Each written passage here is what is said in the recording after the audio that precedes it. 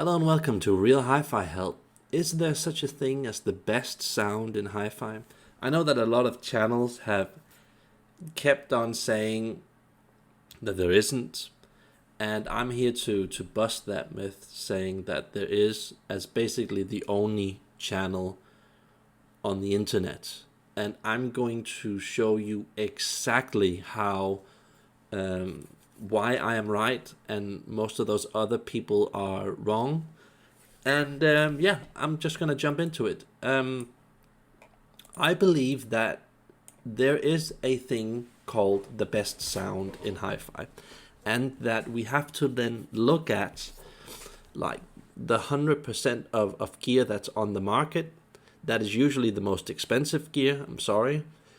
Then I would guess around 1% of that gear is then the best gear in the world that creates the best sound. This is a thing that most hi-fi channels and web pages will never deal with. They will never be held accountable. They will never compare gear directly to each other because that's how the business works. Like, they have to always look at best value, individual things here and there, talk about the sound as if it's a thing for itself, not fully comparing it to others. That's how the game of hi-fi works. That is how you stay in business. That is how companies can keep on sending you products, by you being vague and generally presenting most products in a way that is positive, because we have to be honest towards ourselves. Humans mostly only want to get things that receive things that are mostly positive. That's our nature. We will naturally shy away from things that are confrontational and negative. It's just a normal human reaction. So it's not because they're only being fake. It is a normal human reaction to gravitate towards things that are positive. And we like a mystery. We like things that are a bit vague. We like a puzzle that we can solve. That is why the whole hi-fi game exists. But I'm here to show you the deeper truth, and exactly how the whole thing really exists as a whole. There is only one sound in the world that is the very best. Does that mean that you cannot get a very good sound at the level where you're at a totally different price range? No, it doesn't mean that. It just means that there are like so many gears of sound to be heard that you might think that you come close to hearing because you've heard a lot of expensive gear. But I'm here to tell you that no, you have not heard this sound. Okay, even the best engineers in the world with the coolest companies making the coolest gear have not yet heard this sound. They have heard some sounds up there that is extremely good that most of us won't ever get to hear, but they've not heard the best sound. Have I heard the best sound? I don't believe that I have heard the last destination of the best sound, but I do believe that I've heard a sound that most engineers from most companies will never ever get to hear in their entire life. It is a sound that is on such a high level that it is almost impossible creating those conditions. And let me just go deeper into it. So in order for channels to exist, hi-fi channels on YouTube, internet web pages, magazines, hi-fi magazines and stuff like that, places that review gear, we have to kind of live a lie that says that this is interesting, this is cool, this is good value, this is good value, this is good value.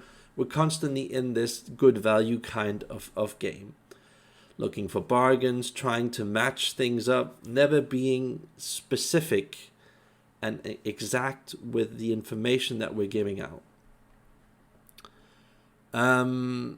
This is something that we have to do in order to justify our existence. It's like other parts of the world. Let's just take the medical industry as an example. This is just an example. For that part of the industry to exist, we still must not solve certain problems, not all, certain problems at the very root, because that would mean that we can't do research and justify using money on this and that person, having this and that job. It has to be a problem that exists for us to be humans that can interact and create the whole game called life. That's just the rule of existing as a human being. And it's the same thing with the HiFi world. We are continuing constantly looking at bits of information out of context at a very low level. And when you do that, you stay in a state of confusion. And it creates a game where we're all kind of digging, in this flea market type of market, where we're trying to scatter through all the rubbish that's on the market, trying to make sense of it, trying to make an old set of speakers that are 30, 40, 60 years old sound better than the newer gear, so we can save money, so we can create a certain combination that sounds good.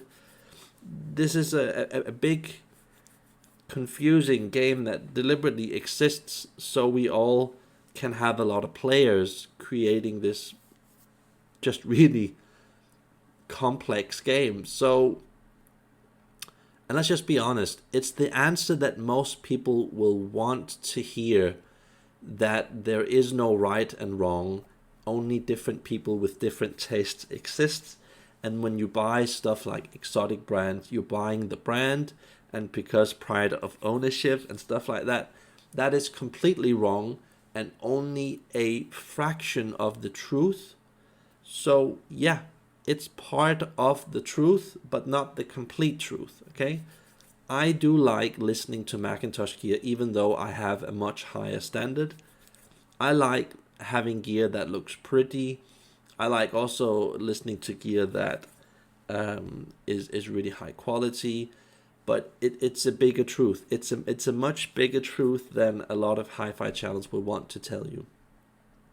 So it's a lot like when we have politicians running against each other saying, I will lower your taxes and create better working and living conditions. It's very vague out there, giving people a lot of hope, and you can't really go wrong by saying that. It sounds good, it's reasonable, you just can't argue with that, And I think a lot of gear exists on the market simply because we are living in such a confusing world where it's simply not possible to create optimal conditions to hear exactly what every piece of gear is doing. It's very, very difficult. It takes so much time and effort, and you have to do so many experiments for you to reach that level. You will always, the more that you test things, the more that the truth will kind of unravel itself in a positive way, so you can understand what's going on. And that's also, like, again, a part of the whole hi-fi game. That's what makes living on Earth exciting, experimenting with hi-fi gear, because it's a never-ending thing where you can keep on expanding your knowledge on the subject. And I just like to say to people that there is one sound, the ultimate sound, the best sound, and almost no people on Earth will ever get to hear that. But it doesn't mean that you should lose hope being, having to settle with your own sound. So I hope that isn't too confusing. So I'm going to show you this on the board that I've created over here. Let me just go back. But does this mean that cheap gear cannot give a good value that is close to the top. What this means is that cheaper gear will still give you good value, some of it, but that the potential, as you can call it, or the, like I like to say, like with the car analogy, the amount of gears it has is just far less. So again, let's look at a Denafrips stack. It might give you a lot of the qualities of a Macintosh stack for a fraction of the price. What does that mean? Well, what it means is that you will get something similar to a Macintosh stack, performance-wise, on like most levels. There will still be some things that the Macintosh does better, but overall, maybe the Denafrips is a better value, maybe. But what it means also is that you're getting all of this value usually by having a sound that is more locked, meaning that it won't be able to go up in as many gears as the Macintosh. Whereas when you have a Macintosh stack on a Macintosh system, you can go through more gears. You can make that thing react more. You can take it to a whole other level. So again, HiFi is a kind of a belief system where you kind of have to go and try everything and then try and figure it out and then go like 110% in one direction in order to make your sound happen the way that you want it to happen. So it does not mean that Denafrips gives you a lot of value and you shouldn't buy stuff like Macintosh and Aquaphase DACs and stuff like that. It does not mean that. It just means that there are so many different games within the game that we can play, but you have to realize the fact that when you buy good value gear in general, that you're getting a certain type of sound that is limited, that can only expand, a very little amount. And yeah, it will give you probably 2, 3, 4, 5 times the value of normal gear. So it does not mean that good value gear is bad or good. It just means that there's a certain expectation that you have to that gear where you're not changing the sound that much compared to buying gear that is usually more expensive. Because we have to be honest with ourselves, gear that is more expensive is harder to own and tame and fully go into the max potential of that gear. It is, because it's usually more reactive, and you just have to deal with a lot of extra things that can affect the sound. Whereas when you have a cheaper value gear, you typically have a sound that is boosted and is locked in a lower level where you cannot expand it up towards the higher levels of the HiFi world.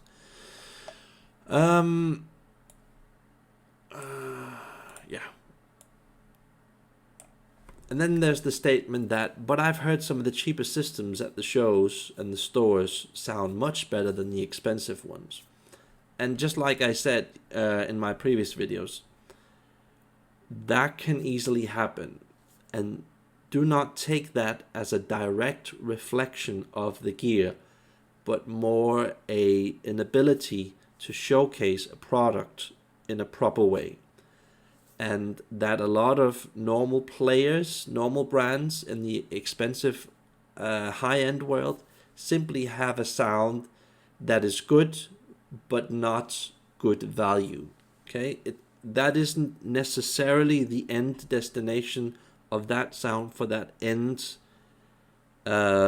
system that you've heard, even though it's all very expensive and that should be like the best that brand can produce. You have to know that when you go into stores, when you go into HiFi shows, even when you visit some of your friends, just because they have expensive models from expensive brands does not mean that that particular system cannot get 2, 5, 10, 20 times better. I've heard this so many times, and people should not let this be a thing that affects their judgment. You have to realize that one exact system can sound so different from one person owning it to another person owning it. You can just make a small adjustment here and there, placing it in a different room that has a different acoustic and a lot of other variables. You can just change that one thing, and suddenly that system becomes twice as good or even better. So let me just go over to this board that I created. This is how I see the hi-fi market. We have the worst gear down here. We have the best gear down here. This is like, this bubble here is like the normal cheapest gear. Usually this could be like the lowest models of Yamaha, Denon, Cyrus, Kenwood, stuff like that. And like I've written here, just because it is down in this category does not mean that you cannot enjoy a high level of music standard that most people will want to own. Hell yeah. I can even look at gear in this end here, and if you set it up in a proper way, I would even like to listen to this for an extended period of time. So do not consider yourself or other people to be losers just because you have gear that is in this area. It has its limitations. It usually sounds the same, but even though it's down here, you can still get a pretty damn good sound. So, and I can give you an example of that. This could be, let's just say this could be a Fenderstein 1C model, not 1CI, but let's just say it's a Fenderstein 1C model. And then you have like an old Macintosh receiver in a 15-20 square meter room, and it's a system that you've only paid like $1,000 for, used some years ago, and it's made you happy for many years. That sound can still sound pretty damn good.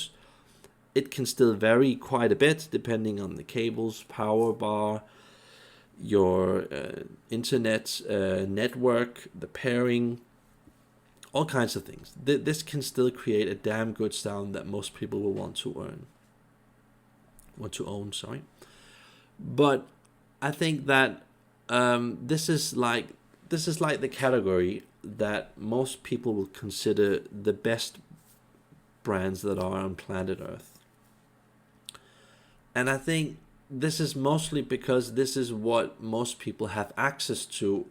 That's their reality, because these are the shows that they've seen, the stores that they have had access to.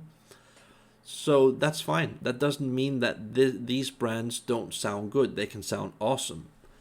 So these are brands like Macintosh, Aquaphase, Passlabs, Mark Levinson, Audio Research, Krell, and many other brands. There is a certain higher standard here, and you notice that, compared to like a normal low model budget kind of Yamaha Denon Yusheng Classic or whatever that's down here, it's just clearly a lot better, so it belongs in this category. And then we have stuff like, Negra, Spectral, Audionaut, Chronos, Verity, Martin Design, Peak Consult, Kondo, and some few other brands that are like in this category. And this is how I justify writing it up in this way. The reason why these brands are in these categories is because of the amount of money doing the unusual amount of research and having a consistency over many years, and because someone just has to be the best. These are companies up here that go against the norm. They don't try and cater for most people, and because of that they stay in a very deep hi-fi type of sound. But that doesn't mean that as soon as you get a piece of their gear, or let's just say like a lower model of Audionaut or Verity and stuff like that, that it suddenly like immediately beats stuff down here. It doesn't mean that, it means that generally these brands are up here in this category. At least that's how I see it. And it's just a totally different type of clientele that these companies have. They do not wish to cater generally to people in this quality of class of gear, you know? There is like a certain price point difference. So the gear in this area could usually cost 3, 10, 20 times more than gear down here, you know? So it kind of makes sense. And yeah, usually when you have parts that are more expensive, they are more expensive because of a reason, and that is because they usually, not always, because they usually are a lot better than the cheapest parts that get used down here. It's just that simple. And again, you know, this is a deep game that they're playing. It's also for people who are hardcore and dedicated. These aren't just people that are buying stuff and then just plastering it over there and saying, okay, I've got the best. A lot of these people that own this gear are willing to do some freaky shit in order to get into that deeper sound. And sometimes people down here are not like that. And sometimes it's the opposite situation where people down here that are poor have more time doing more experiments, and then they can sometimes beat the people up here. So there's a bigger part of the truth. But most importantly, because this is a test that I've done throughout the years together with a lot of friends, and I would call it the 5 to 20% max potential rule, which is a rule that most gear in the world that I've noticed runs at around 5 to 20% of its full potential, and will most likely do that for a long time. And one of the main reasons for this is that we just don't have full control of our environment. That means the room, not just the size of it, but the acoustic of the room. It means the power management, the power that goes into your house can fluctuate quite a bit in regards to quality. I'm not talking about burning off gear or something like that. You know, the whole power system delivering the power to the equipment. Not just the power bar, but the power cables, the plugs, making that artwork optimal for the gear that you have is so difficult. And many other things like controlling your switch, your router, your streamer, which we are nowhere near 50 to 100%. We're nowhere near that in the age that we're living in. These are huge liabilities to our sound. And then there's stuff like, you know, people using Spotify, Tidal, Q-Buzz, stuff like this as a norm. And because we're using it as a norm, we're not realizing the full potential of our gear, because we are human beings. We are flawed. We are testing things in conditions that are suboptimal, whatever you call it. And that is why I call it the 5 to 20% rule. So for a brand that is a lower end brand, like for example Krell around here in the mid class, or any other random brand, to then beat a higher end brand that is then okay, let's take a higher end brand like Chronos. Okay, in order for Krell to beat Chronos, for example, what usually would have to happen is that, and a lot of people don't realize this, is that they create a condition for the Krell equipment that is just so much higher that it elevates this gear to something that's probably better than Chronos. Okay, Chronos is a bad example. They make LP turntable gear. Let's take Audio Note. Let's take Kondo, something like that, you know? Krell can still beat Kondo and Audio Note under extreme conditions. Like I've just said here, if the Krell equipment is running at 35%, and like, let's just take a lower end Audio Note piece of gear, like one of the lowest end stuff they've got, like something from, let's just take like a 20-year-old Audio Note Auto bottom model. That Krell gear could in theory still beat that Audio Note Auto amplifier, because it probably has like a better power bar, better power cables. They fit the Krell a lot better. The room is better for the Krell. The streamer is a lot better than the one that gets used on this specific Audio Note gear, and that's why I call it like the 5% max potential versus the 35%. So this is an illusion that tricks a lot of people, making them believe that suddenly, like, oh yeah, you can't really justify these high prices. It's just snake oil. It's marketing. More expensive doesn't mean that it's better. That is such a lie that a lot of people are telling themselves in the audio community in general. And it's a really frustrating thing having to deal with, because it's like the theme on most channels when you go on the net, when you go on internet sites. It's a thing that most people do not get, and that's the fact that in order for, like I said, in order for a lower quality brand to beat a higher quality brand, you have to then put the lower quality brand in a better max potential percentage of its own ability compared to the better brand. So, and I know this to be a fact because I've had access to certain gear that isn't even on the market yet. So I've been able to make some extreme tests, and one of the reasons why we are in one of the main reasons why we are down here is because we're not good enough to control the source signal on our equipment. And this goes for most systems in the world. I would say that more than 99% of the systems in the world do not have a good enough source combined with good enough conditions in order for that sound to be maxed out.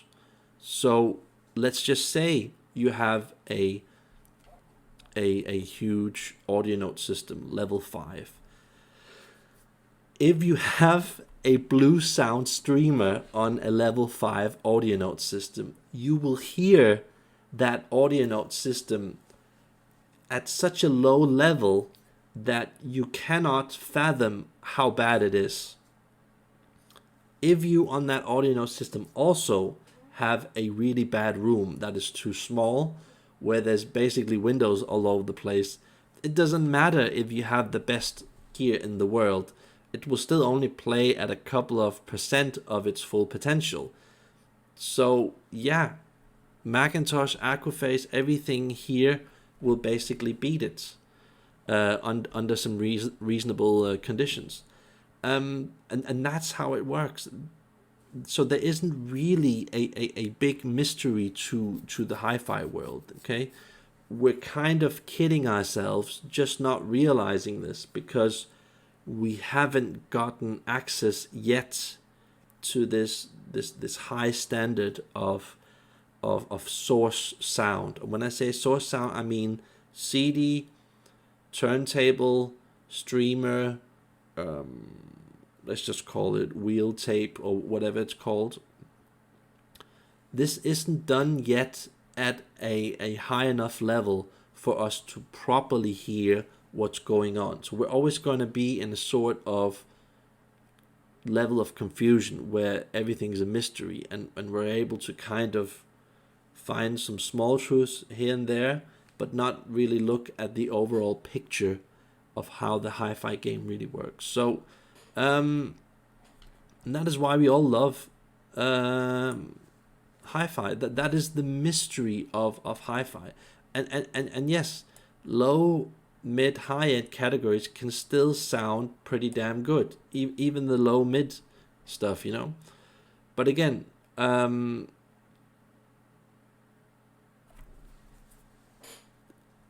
it's a part of the industry that will keep on kind of cloaking itself, not showing its true colors.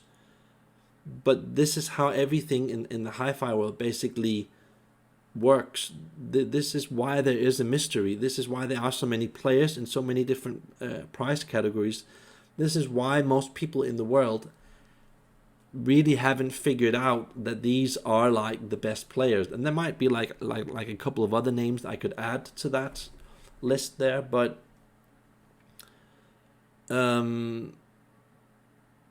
yeah, I believe that this is like the ultimate truth to hi-fi. So I think that's a positive thing. You know, I don't think that we should in any way look at this information and see that, oh yeah, I only have Macintosh. Oh yeah, I only have Krell. It's never gonna be as good as Audio.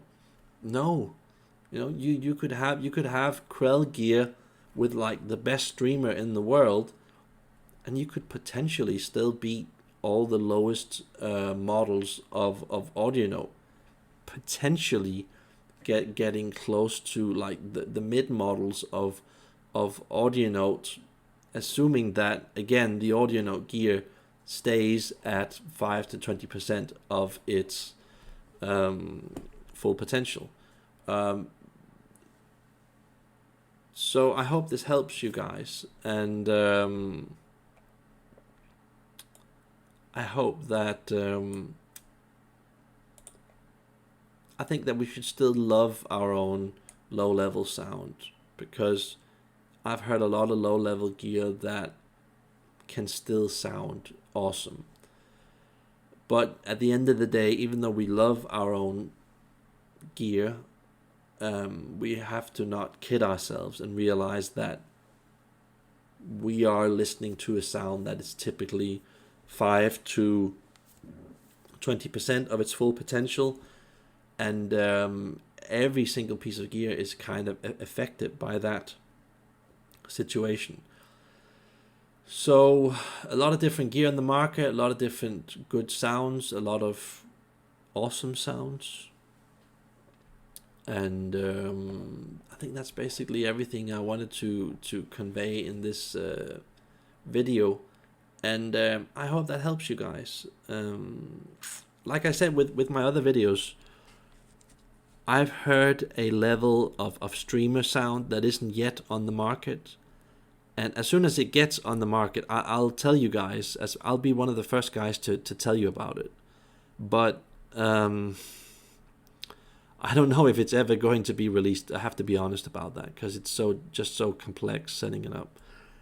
And it doesn't seem like it's going to happen anytime soon, that this whole confusing hi-fi game is still going to be there for a while. So I think the best way to kind of deal with that is still just go with turntable sound and like the best CD players. And I have to say that, yeah, not just CD players, but kind of the best ones, in order for most people to get fully satisfied, because I feel that CD players in general are a bit behind turntable sound in regards, especially in regards to weight and naturality, and just being like consistent over a long period of time. So you really want to listen to it, just having that full joyous moment where you can just listen from start to end of the CD, instead of just having to go through like individual songs. And I feel that the streamer market, as we know it, is of course getting better and better and better for each and every day that passes by, but it is still at such a low level that we cannot even hear how bad it is. It's that bad. Sometimes you can actually hear how bad it is, but it really is that bad. And when a guy like Sean from Zero Fidelity says that he only owns CD because he thinks that that's a lot better than a lot of the streaming that he's heard. I mean, that is the truth, you know. But yeah. So just keep hanging in there. Try to get a good CD sound. I've just made a video about that I'm going to release, I think the same day I'm going to release this video. So also check that out. Good start to high class CD. And I recommend that you guys start at least in the mid class CD sound, because a lot of the lowest class CD sound is just so bad that it can totally destroy listening to like the rest of your sound. You know, it doesn't take more than a normal CD player to take away all the fun from your entire system that you own.